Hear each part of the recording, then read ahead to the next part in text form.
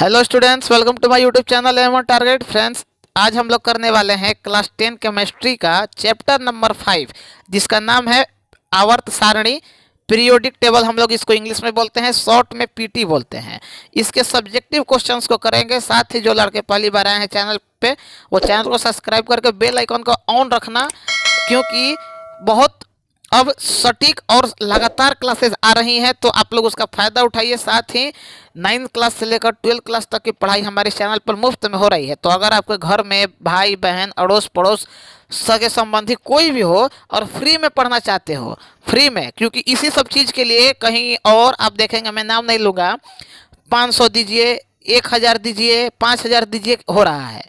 मैं पर्सनली किसी को नहीं बोल रहा हूँ, लेकिन आप लोग ट्यूशन, होम ट्यूशन, कोचिंग में इसी चीज़ के लिए बहुत पैसा दे के पढ़ रहे हैं। वही चीज़ हम आपको यहाँ पे फ्री में प्रोवाइड कर रहे हैं। साथ ही टेलीग्राम ग्रुप को भी ज्वाइन कर लीजिएगा। आइए आज के इस क्लास को हम लोग शुरू करते हैं क्वेश्चन नंबर 1 के साथ। देखिए, ये जो आज का चैप्टर है वो केमिस्ट्री का लेसन जो 5 है, वो आखिरी चैप्टर है केमिस्ट्री का, यानी रसायन का। इस चैप्टर से बहुत सेलेक्टेड क्वेश्चन पूछे जाते हैं। ओके, 3 चीज के बारे में आपको याद रखना है। पहले ध्यान रखिएगा, डॉबरेनियर जो हैं, ये वैज्ञानिक हैं, इन्होंने वर्गीकरण की क्या सीमा दी थी, इस क्वेश्चन में पूछा गया है। दूसरे आते हैं मेंडलीफ, और तीसरे आते हैं न्यूलैंड्स। ये 3 वैज्ञानिक, डॉबरेनियर, मेंडलीफ और न्यूलैंड्स, तीनों के बारे में जो आवर्त सारणी में इन्होंने बताया है, इनका योगदान क्या रहा है, सीमाएं क्या हैं, योगदान क्या है, मतलब इन तीनों के बारे में विशेषकर आपको इस चैप्टर में याद कर लेना है। ओके, तो आइए, इनकी क्या सीमा है, सीमा यानी यहाँ लिमिटेशन, कि इन्होंने क्या क्या बताया था कि ऐसे ऐसे होगा। और इन सभी क्वेश्चंस को मैंने स्टार्टिंग में ही बताया था कि नोट करते हुए चलना है। तो उत्तर है कि उस समय ज्ञात सभी तत्वों का वर्गीकरण डॉबरेनियर के त्रिक यानी ट्रायल के आधार पर नहीं हो सका था। दूसरा है कि देखिए, हिंदी में डोबेराइनर लिखता है, ठीक ना, जो शब्द है, और इंग्लिश में डोबरेनियर टाइप में लिखा जाता है। तो उतना आप लोग कंफ्यूज मत होइएगा। वैसे अगर आपको लगता है कि ये डोबेराइनर है तो डोबेराइनर ही पढ़िए, कोई दिक्कत नहीं है। 3 तत्वों के त्रिक के उस समय पहचान सके, यही कारण है कि डोबेराइनर के त्रिक को मान्यता प्राप्त नहीं हुई। इनकी ये क्या है, सीमा है, यानी लिमिटेशंस है। ये 2 नंबर में क्वेश्चन पूछेगा। आवर्त क्या है, देखिए स्टार्टिंग में ही हम बोले थे कि परिभाषा जितना है, जितना भी परिभाषा है कि आवर्त क्या है, सारणी क्या है, उसके बाद वैलेंसी किसे बोलते हैं, विन्यास, ये सभी छोटी छोटी जो परिभाषाएं हैं वो आपको याद कर लेना है पहले ही, क्योंकि हम ये पहले दिन ही बताए थे। आइए क्वेश्चन नंबर 2, और इसका प्लेलिस्ट आपको पूरा पूरा सब्जेक्टिव का प्लेलिस्ट आपको कहाँ मिलेगा, डिस्क्रिप्शन में मौजूद है, मैंने ऑलरेडी इसका लिंक दे दिया है। तत्वों के इलेक्ट्रॉनिक विन्यास यानी इलेक्ट्रॉनिक कॉन्फ़िगरेशन का आधुनिक आवर्त सारणी के तत्व की स्थिति से क्या संबंध है, ये क्वेश्चन 2016 में, 2018 में और 2019 में, तीनों में लगातार पूछा है। तो आइए देखते हैं कि इलेक्ट्रॉनिक विन्यास तत्वों की आवर्त सारणी में स्थिति से संबंधित होता है, यानी पोजीशन, कहाँ वो स्थित होगा, दाएं होगा, बाएं होगा, ऊपर होगा, नीचे होगा। बाह्यतम कोश में उपस्थित इलेक्ट्रॉन की संख्या उस तत्व की समूह संख्या को सूचित करती है, तथा बाह्यतम कोश, ठीक है, उस तत्व की आवर्ती को सूचित करती है। क्लियर है? इसको नोट करके याद करते चलो, हम शुरू से रिक्वेस्ट कर रहे हैं एकदम। और क्लास अच्छा लगे तो लाइक करना है, वैसे हम कहते नहीं हैं कि आइए लाइक कीजिए, शेयर कीजिए, सब्सक्राइब कीजिए, लेकिन इतना ज़रूर कहते हैं कि अगर कोई ज़रूरतमंद लड़का है, वो किसी कारणवश अभाव में पढ़ नहीं पा रहा है, तो उसके तक तो कम से कम पहुंचा दो। मत करो शेयर अगर मन नहीं है तो, लेकिन कोई गरीब है, असहाय है, पैसे के कमी की वजह से वो पढ़ नहीं पा रहा है, तो उसको ज़रूर भेज दो, ताकि वो उसके दिल से आशीर्वाद निकले, और हमको बस यही चाहिए। आइए क्वेश्चन नंबर 3, आवर्त सारणी में एक ही आवर्त में परमाणु के आकार किस प्रकार परिवर्तित होते हैं और क्यों। तो आंसर है कि आवर्त सारणी में एक ही आवर्त के परमाणु का आकार बाईं से दाईं ओर क्रमिक रूप में घटता है। देखना किधर से किधर, बाईं से दाईं ओर जाने पे जो उसका आकार है वो घटता है, क्योंकि परमाणु की एक ही कक्षा में इलेक्ट्रॉनों की संख्या बढ़ने से उन पर नाभिक का यानी न्यूक्लियस का आकर्षण बल बढ़ जाता है। ओके, इसीलिए वो घट जाता है। क्लियर है? आराम से स्क्रीनशॉट लीजिए, जो समस्या होगा कमेंट में बताइएगा। तीनों सोशल मीडिया का लिंक हम ऑलरेडी आपको दे चुके हैं। आइए फिर से पढ़ देते हैं कि डोबराइनर ही पढ़ देते हैं भाई कि त्रिक सिद्धांत का संक्षिप्त में विवरण दीजिए। देखिए ये बहुत इंपॉर्टेंट क्वेश्चन है। हम खुद आप लोगों के लिए वो क्वेश्चन लाते हैं जो लगातार 5 साल 10 साल में बहुत बार पूछा है। और देखिए 2016 ऑलरेडी आपके सामने सबूत के साथ भाई हम बात करते हैं, जानते ही हो। आइए, जर्मन प्रोफेसर डोब्राइनर ने सन 1829 ईस्वी में समान गुणधर्म वाले तीन तीन तत्वों के समूह बनाए। ठीक, कितना? तीन तीन। अब देखो यहाँ पे ऑब्जेक्टिव निकलता है कि त्रियक का सिद्धांत किसने दिया था? तो डोब्राइनर ने।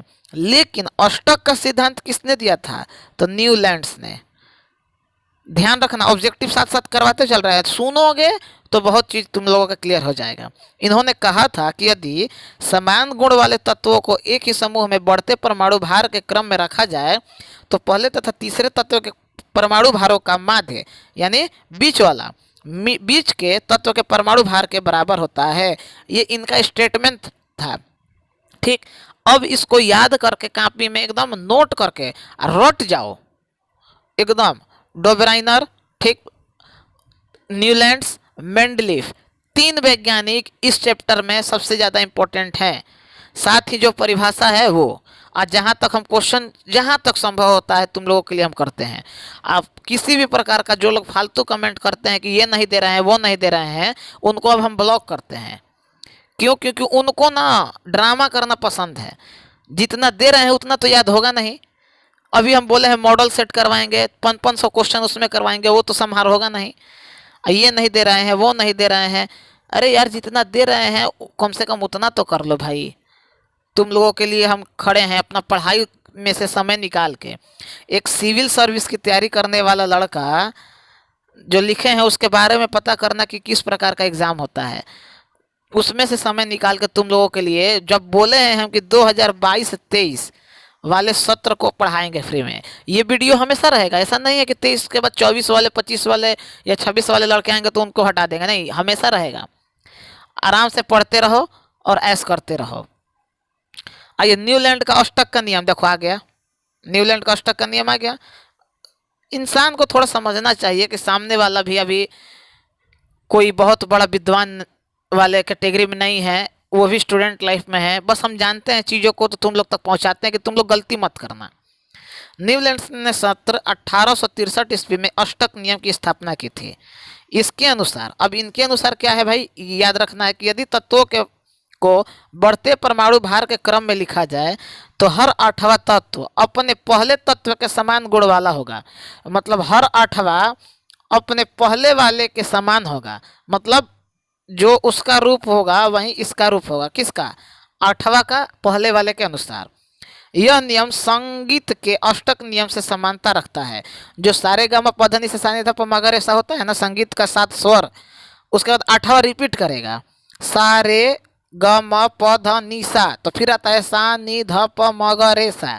तो उसी तरह इन्होंने भी अष्टक का नियम दिया था। किसने? न्यूलैंड्स ने। जैसे ही संगीत की 8वीं ध्वनि पहली ध्वनि के समान होती है, उस पर की समानता तत्वों में पाई जाती है। सेम क्वेश्चन है एकदम, कोई बहुत ज़्यादा रटने वाला नहीं है। बस इतना याद रखना है कि 8वां तत्व अपने पहले वाले तत्व के समान गुण प्रदर्शित करता है। जिस प्रकार ध्वनि का जो नियम है, अष्टक का नियम, अगर लिख दोगे परीक्षा में कि सा रे ध प म ग रे सा, और फिर उसी को रिवर्स कर दो, सा नी ध प म ग रे सा, तो अब तो तुम्हारा 1 नंबर का छोड़ो ना, 0.1 नंबर भी नहीं कटेगा। क्योंकि टीचर देखता है कि भाई लड़का मेहनत किया है, अपने से दिमाग लगाया तो नंबर देगा। आइए अगला क्वेश्चन, मेंडलीफ आ गए तीसर के आवर्त नियम क्या है? देखो 2011, 13, 17, 19, 21, 23, देख लो 23 में क्वेश्चन आने वाला है। इस नियम के अनुसार तत्वों के भौतिक और रासायनिक गुण उनके परमाणु भार के आवर्त फलन होते हैं। अर्थात तत्वों को उनके परमाणु भार में बढ़ते क्रम में रखने पर समान गुण वाले तत्व एक नियमित अंतराल के बाद बदल जाते हैं। किसके अनुसार? मेंडलीव का जो आवर्त नियम है, यानी पीरियोडिक टेबल में जो इन्होंने नियम दिया है, उनके अनुसार ये कथन कहा गया है। तो एकदम तीनों में से एक का फिक्स है। अब देख लो तुम लोगों को याद करना है कि नहीं करना है। आइए चलिए अगला क्वेश्चन, आवर्त तथा वर्ग में परमाणु त्रिज्या का परिवर्तन किस प्रकार होता है? यानी परमाणु त्रिज्या मतलब समझ रहे हैं ना, एटॉमिक रेडियस। देखिए 2013, 15, 17 और 19 सामने सबूत के साथ भाई बात कर रहे हैं। अगर इसके बाद भी अगर नहीं याद करते हो तो तुम्हारी जिंदगी तुम्हारे हाथ में है। आंसर को देखते हैं कि आवर्त में बाईं से दाईं ओर जाने पर परमाणु त्रिज्या घटती है। नाभिक में आवेश बढ़ने से यह इलेक्ट्रॉन को नाभिक की ओर अधिक बल से खींचती है, जिसमें परमाणु का आकार घट जाता है। वर्ग में ऊपर से नीचे की ओर आने पर परमाणु आकार बढ़ता है, क्योंकि इलेक्ट्रॉनिक विन्यास में एक कोष बढ़ जाता है। बस ज़्यादा नहीं है, 3 से 4 लाइन में लिखोगे काम फरिया जाएगा। ठीक 3 से 4 लाइन का ही है। लास्ट में परीक्षा के समय में हम बताएंगे कि सब्जेक्टिव आंसर को कैसे लिखना है, ताकि एक भी नंबर कम ना मिले। ओके, आओ अगला क्वेश्चन की तरफ। संक्रमण तत्व का संक्षिप्त विवरण कीजिए 2014, 2018 सामने प्रूफ के साथ। क्वेश्चन रिपीट हुआ है, पेपर उठा कर देख लो, मिला लो, विश्वास नहीं है तो। मेंडलीव ने आंसर है कि 8वें समूह के तत्व को संक्रमण तत्व माना है। अब यहाँ पे ऑब्जेक्टिव देखो, पीरियोडिक टेबल में किस तत्व के समूह को संक्रमण तत्व माना जाता है? तो 8वां। ऑब्जेक्टिव यहाँ से निकल गया। परंतु जब दीर्घाकार आवर्त सारणी में शब्द का प्रयोग उन तत्वों के लिए किया जाता है तो प्रारूपिक तत्वों से भिन्न होते हैं। इस प्रकार बी उपवर्ग तथा 8वां समूह के तत्व संक्रमण तत्व हैं। संक्रमण तत्वों के निम्नलिखित अभिलक्षण गुण होते हैं। तो कौन से गुण होते हैं भाई? तो पहला है ये रंगीन आयन बनाते हैं। आयन्स मतलब उस पर कुछ चार्ज होगा, या तो प्लस होगा या तो माइनस होगा या तो न्यूट्रल होगा। ये उत्प्रेरक की तरह कार्य करते हैं, यानी कैटलिस्ट की तरह। ये प्रतिवर्ती संयोजकता प्रदर्शित करते हैं, वेरिएबल संयोजकता यानी वैलेंसी। अगला है कि ये संकीर्ण लवण बनाते हैं, यानी एक किसी भी प्रकार का एक सॉल्ट बनाएगा। इन तत्वों में समचुंबकतिया, ठीक ना, समचुंबक जो चुंबक का क्वालिटी होता है किसी चीज़ को अट्रैक्ट करने का, वो पाया जाता है। ओके, हर एक चीज़ अच्छे से बेहतर तरीके से हम अपने अनुसार दे रहे हैं। और ध्यान रहे अभी ये दे रहे हैं, बाद में कंप्लीट करवाने के बाद और प्रीवियस ईयर क्वेश्चंस जो होंगे उसमें से कुछ हम आपको याद करवाएंगे। आइए तो फ्रेंड्स, इतना ही था आज के हमारे इस सेशन में। तो हमारे तरफ से आपके लिए शुभकामनाएं है कि आप बेहतर से बेहतर तैयारी करें और अपने गांव का, अपने शहर का, अपने माँ बाप का, गुरुजन का और खुद का भी नाम रोशन करें। यार इतना आसान तरीके से हम पेपर देखते हैं कि आता है कि जो लड़का ईमानदारी से थोड़ा सा भी मेहनत कर लेना तो फर्स्ट डिवीज़न तो बहुत छोड़ना, मतलब इतना अच्छा परसेंटेज ला सकता है कि वो खुद नहीं सोचा होगा। लेकिन तुम लोग बस देखा देखी में बर्बाद होते हो कि वो ऐसे पढ़ रहा है तो हम भी वैसे ही पढ़ेंगे। अरे भाई, तुम्हारा दिमाग का क्षमता अलग है, उसके दिमाग का क्षमता अलग है। और जो तरीका हम बता रहे हैं, जो लड़का ईमानदारी से फॉलो कर लिया, जिन क्लास को एकदम बैलेंस तरीके में, ये नहीं कि थोड़ा सा यहाँ से पढ़ ले, थोड़ा सा वहाँ से पढ़ ले, थोड़ा सा वहाँ से पढ़ ले ना, 1 से 2 यूट्यूब चैनल को बस फॉलो करना। अगर मेरे पे भरोसा है तो हमको करना, नहीं तो तुम्हारी मर्जी। बात स्पष्ट है। जो क्लास 9 वाले लड़के पढ़े हैं उनसे तुम पूछ सकते हो कि जो बोले थे वो हम करवाए थे कि नहीं।